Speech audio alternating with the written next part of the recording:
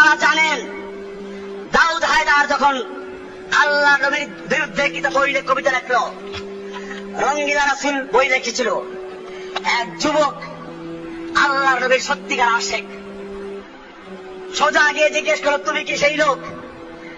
মনে করলো আমার একজন ভক্ত পাওয়া গেছে, তুমি কি আমার মোহাম্মদ সাল্লাল্লাহু আলাইহি ওয়াসাল্লামের বিরুদ্ধে বই লিখেছিলে, সেই লোক তুমি? হ্যাঁ।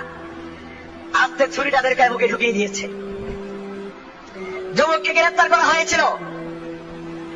দুনিয়ার সমস্ত মুসলিম উকিলরা তাকে শিখিয়েছিল, তুমি বলো ফাঁসির রায় হয়ে গেছে, তুমি খালি বলো যে আমি ওই সময় মানসিক ভারসাম্য হারিয়ে ফেলেছিলাম।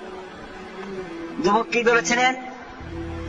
যুবক আল্লাহর বলেছিলেন, আমি স্বেচ্ছায় স্বজ্ঞানে সুস্থ অবস্থায় এই লোককে হত্যা করেছি, কারণ যেই ব্যক্তি আমার নবীকে গালি দিয়েছে, আমার নবীর বিরুদ্ধে বই কলম দেওয়ার সাহস করেছে, আমার নবীর মহব্বতের তাকাদা ছিল সেই লোককে দুনিয়া থেকে বিদায় করে দেওয়া, আমি সেজন্য বুঝে শুনে সুস্থ স্বজ্ঞানে রেখে হত্যা করেছি।